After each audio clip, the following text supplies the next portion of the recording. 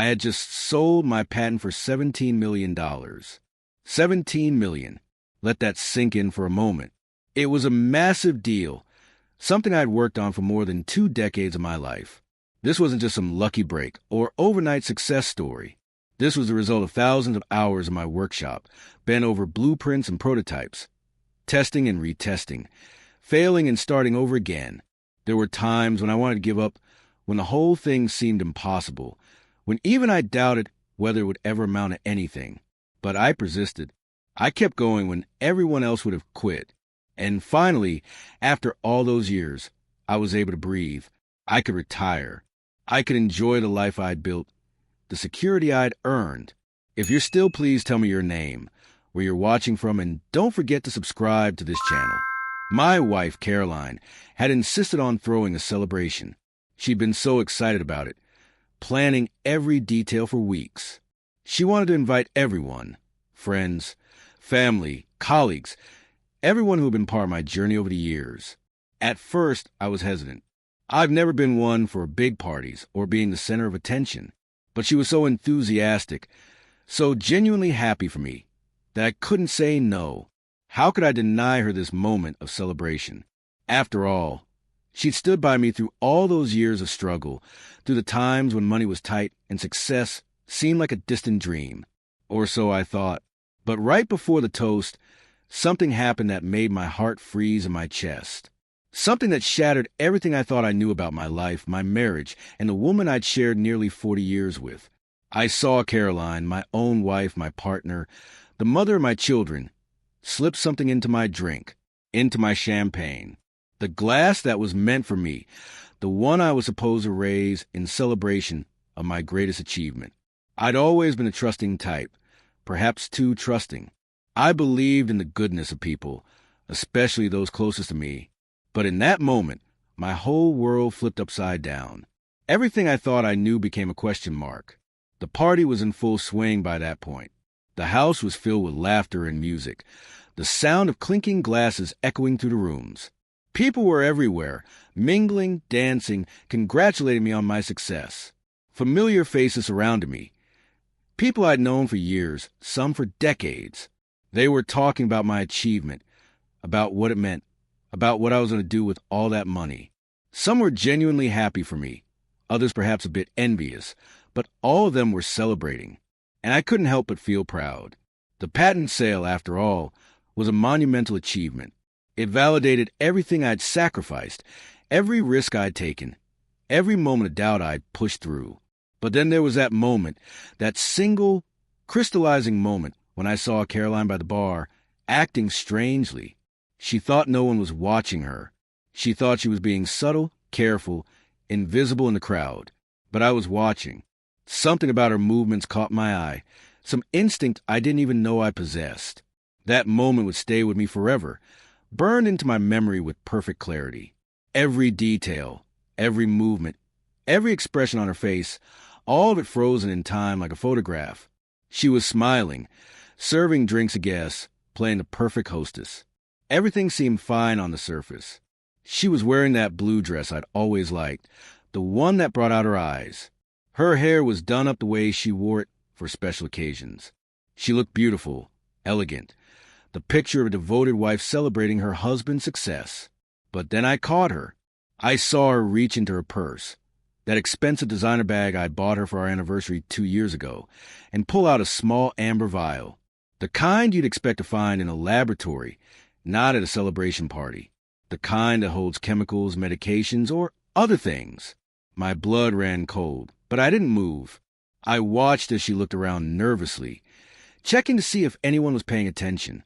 She thought she was alone, unobserved, with practiced movements that suggested this wasn't the first time she'd handled that vial. She unscrewed the cap and squeezed something into my glass.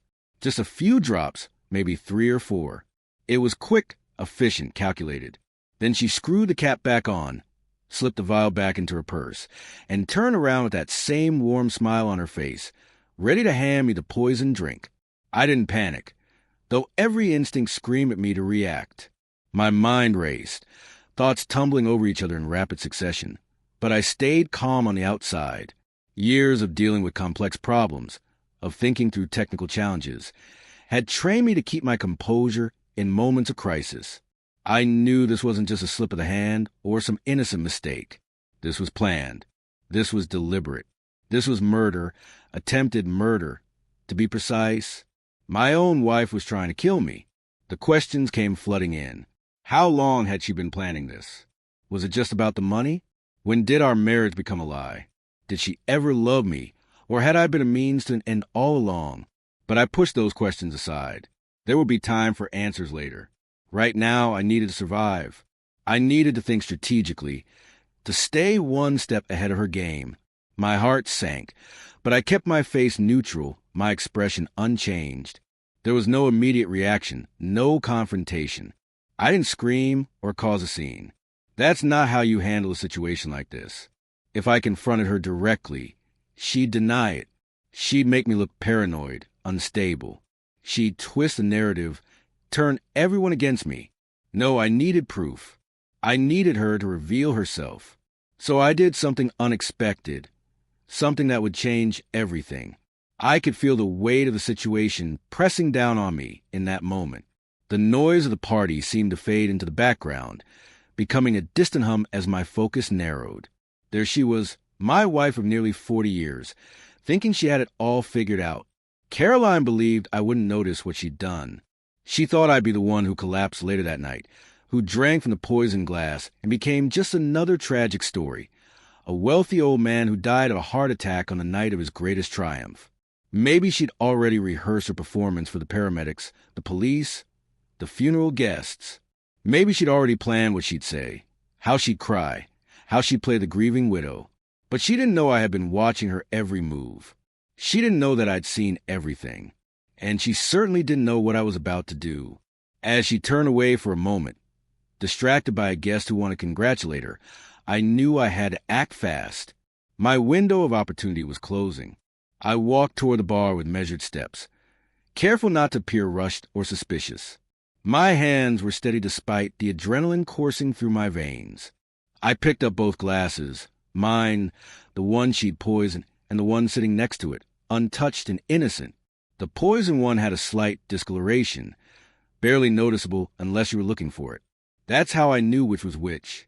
And then I swapped them, the glass meant for me, now positioned where hers would be. The glass meant for her, now back in my grip, safe and pure.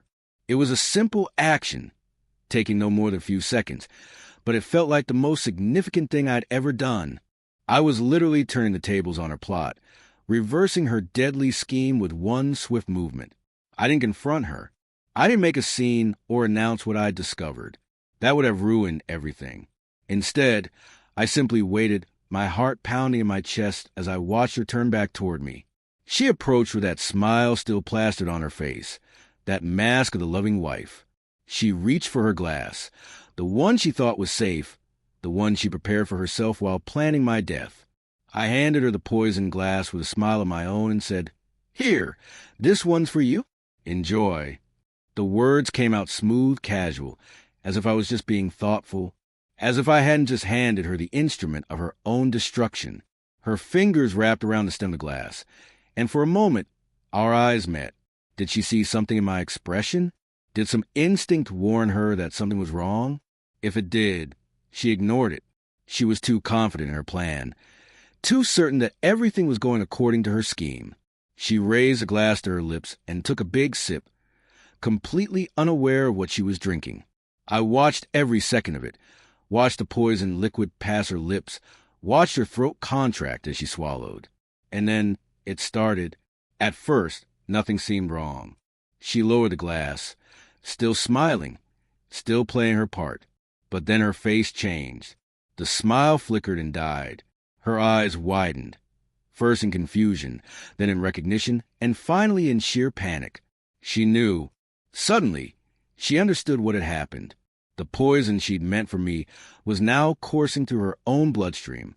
Her hand flew to her throat. The glass slipped from her fingers and shattered on the floor, champagne and glass fragments spreading across the hardwood. She tried to speak, but no words came out, just a strangled gasp.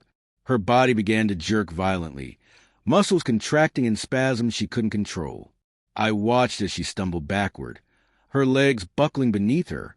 People nearby turned to look, their conversations dying mid-sentence.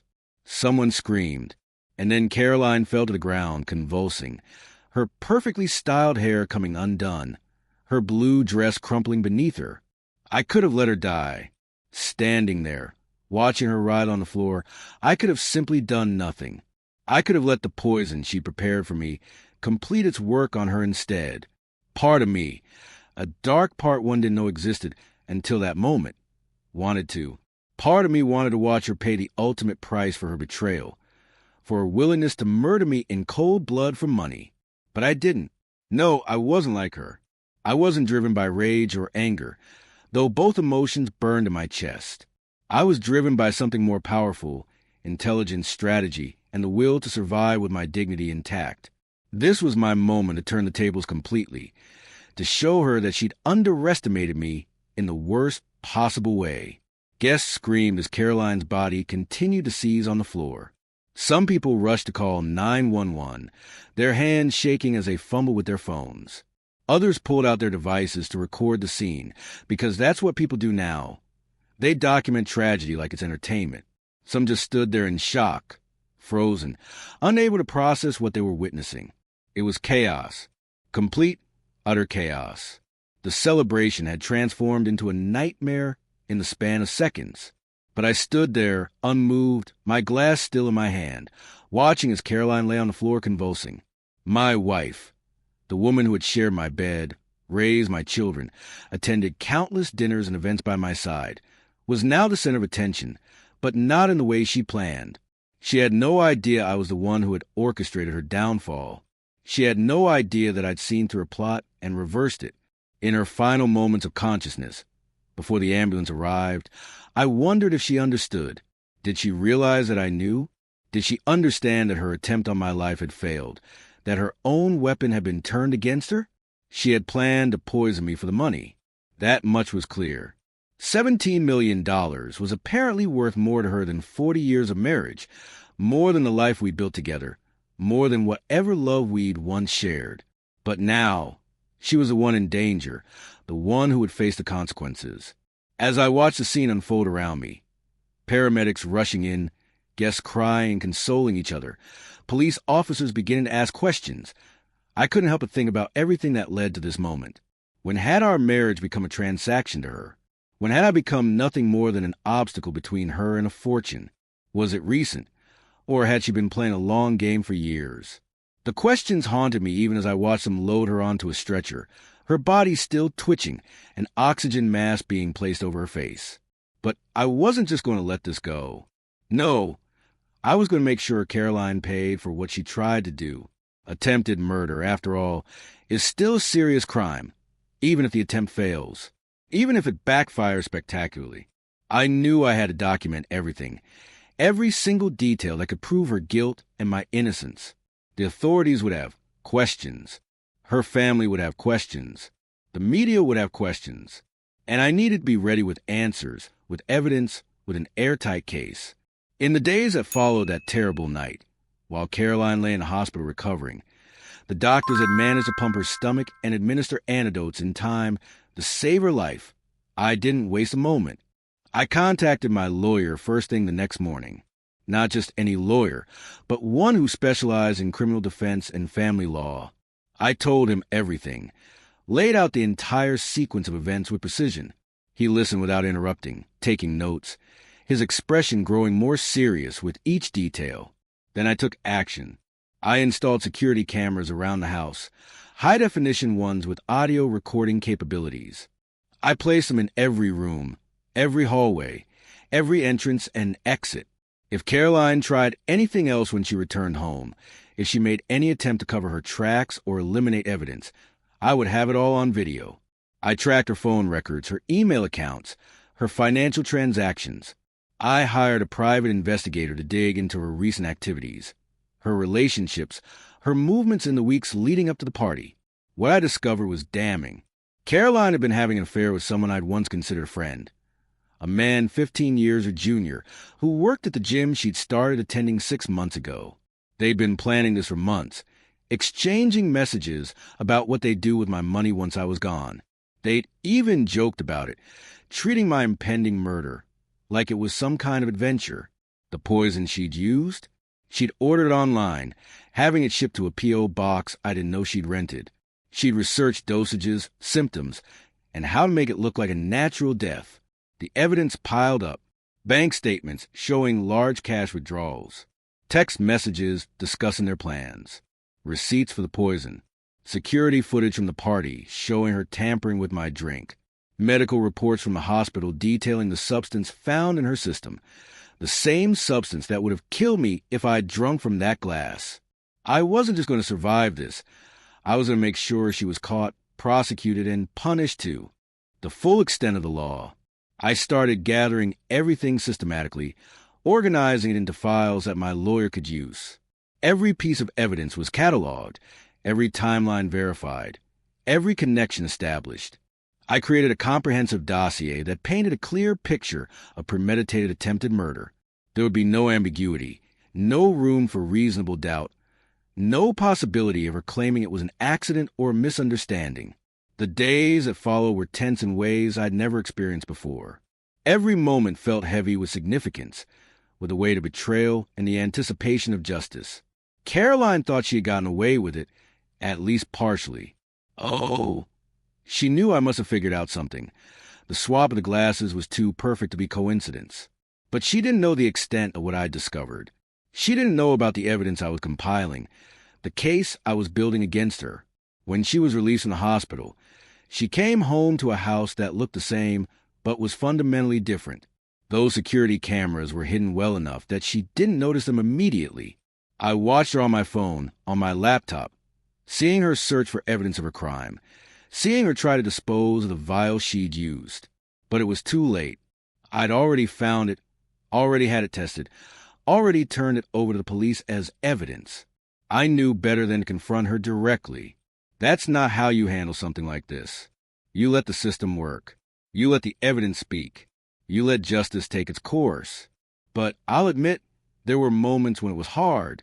Moments when I wanted to scream at her, to demand answers, to ask her how she could do this to me. Moments when the hurt cut deeper than the anger, when I felt the full weight of her betrayal crushing down on me. We barely spoke during those days. She knew something was wrong, knew I was different, but she couldn't quite figure out what I was planning. She tried to act normal, tried to play the role of the concerned wife, worried about her husband's strained behavior. But I saw through it all now. Every gesture, every word, every smile, all of it was hollow, performative, meaningless. I had everything documented by then. Every move she made, every lie she told, every attempt to cover her tracks. The cameras caught her trying to access my computer, to delete files. They caught her searching through my office for evidence. They caught her on the phone with her lover, discussing what to do next, whether to try again or cut their losses. All of it was recorded, time-stamped, and saved in multiple locations. The moment I saw her panic when the police came knocking at her door, that was the moment I knew the tables had truly turned. I called to myself, of course, after consulting with my lawyer. We decided it was time. The evidence was overwhelming. The case was solid. There was no reason to wait any longer. I watched from the window as the officers approached our front door. I saw Caroline's face when she answered, saw the color drain from her cheeks when they said they had a warrant for her arrest. I heard her protestations, her denials, her claims that there must be some mistake. But there was no mistake. They had evidence. They had witness statements.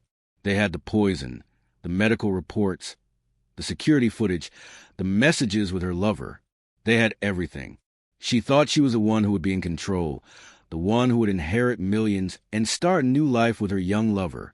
But she was just a pawn in a game she didn't understand, a game where intelligence and patience trumped greed and betrayal every time. As they led her away in handcuffs, she looked back at me standing in the doorway. Our eyes met one last time. I saw anger there and fear and something that might have been regret, but I felt nothing but a cold, distant satisfaction. She'd made her choice. She'd decided my life was worth less than money, and now she was facing the consequences. The trial was straightforward. My lawyer presented the evidence methodically, piece by piece, building an undeniable case. The poison, the affair, the planning, the execution of her plot, the text messages that showed clear intent. Medical experts testified about the substance found in her system, confirming it was indeed a poison, and that it would have been lethal in the dosage she'd used. The security footage from the party was played in court, showing her tamper with my drink in stark, undeniable detail.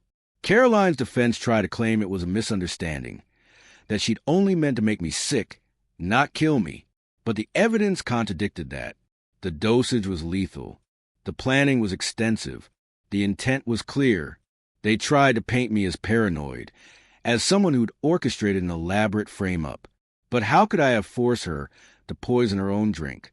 How could I have faked the messages between her and her lover? How could I have invented the purchase records for the poison?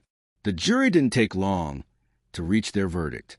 Guilty of attempted murder. Guilty of conspiracy. Guilty on all counts. I sat in the courtroom as the verdict was read, feeling a complex mixture of emotions. Relief that justice had been served. Sadness of the life we'd once shared, even if it had been based on lies. Anger at the betrayal. And underneath it all, a profound loneliness that I knew would take time to heal. Caroline was sentenced to 20 years in prison. 20 years for trying to end my life for money. 20 years to think about what she'd done, what she destroyed, what she lost. Her lover faced charges too. Conspiracy to commit murder, among other things. Their affair, their plot, their dreams of a life funded by my death. All of it ended in prison cells and ruined reputations. This whole experience has taught me something important about human nature, about trust, about the masks people wear.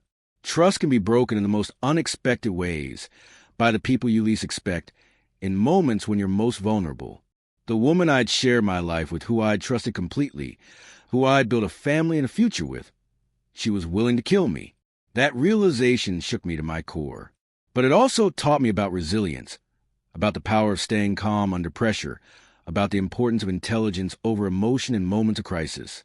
If I had panicked that night, if I confronted her immediately or made a scene, things might have ended very differently. She might have succeeded in her plot, or she might have found a way to escape justice, to twist a narrative, to make herself the victim. Instead, I stayed calm. I thought strategically. I trusted myself to handle the situation methodically, carefully, intelligently. And that made all the difference. I'm 76 years old now, and I've learned that life can surprise you even when you think you've seen it all. I've learned that the people closest to you can harbor the darkest intentions. I've learned that money changes people, or perhaps reveals who they really were all along. Caroline wasn't transformed by the prospect of $17 million. She was exposed by it. The greed and willingness to kill for money were always there. The opportunity just brought them to the surface. Looking back now, I can see the signs I missed. The subtle changes in her behavior over the months leading up to that night. The way she'd become more interested in my work than ever before. The questions about the patent sale, about the money, about my estate planning. The new attention to her appearance, which I'd attributed to her, wanted to look good for our social circle, but was actually for her lover. The distance that had grown between us, which I dismissed as a natural evolution of a long marriage, but was actually her emotionally preparing to end my life. I missed all of it because I trusted her. Because when you love someone, when you build a life with them, you don't look for evidence of betrayal. You assume good faith. You give them the benefit of the doubt. And sometimes that trust is warranted. But sometimes it's the very thing that leaves you vulnerable to those who would exploit it. Now, I live alone in the house we once shared. The security cameras are still there, though I'm not sure if they're protecting me from external threats or just reminding me of how blind I was. The $17 million sits in various accounts and investments, providing more security than I'll ever need, but also serving as a reminder of what it almost cost me. It's strange how money that was supposed to represent freedom and security instead became the price someone put on my life. I had time to reflect on everything. The marriage, the betrayal, the narrow escape, the justice that followed. And I've come to some conclusions that might sound cynical, but feel true. People show you who they really are when something they want badly enough is within reach. Character is revealed not in times of plenty, but in moments of temptation. And the greatest skill you can develop isn't technical knowledge or business acumen. It's the ability to read people, to see beyond their masks, to recognize danger even when it comes dressed as love. If there's wisdom I can share from all of this, from the experience of being betrayed by the person I trusted most and surviving to see justice served, it's this: stay observant, even with those you love. Trust your instincts when something feels wrong. Don't ignore the small signs that something is off. And if you're ever in a situation where you need to act to save yourself, don't let emotion override intelligence. Stay calm. Think strategically. Trust yourself. Because in the end, the only person you can truly rely on is yourself. That's a hard lesson to learn at 76, after a lifetime of believing in partnership and trust. But it's a lesson I won't forget. Caroline tried to take everything from me, my life, my money, my dignity. But I turned the tables. I outsmarted her plot. I survived. And I made sure she faced the consequences of her actions. The celebration that was supposed to mark the beginning of a comfortable retirement instead marked the end of my marriage and the beginning of a new chapter. One defined by solitude, yes, but also by the knowledge that I'm stronger and smarter than I ever gave myself credit for. I'm a survivor, and that, perhaps more than any patent or any amount of money, is my greatest achievement.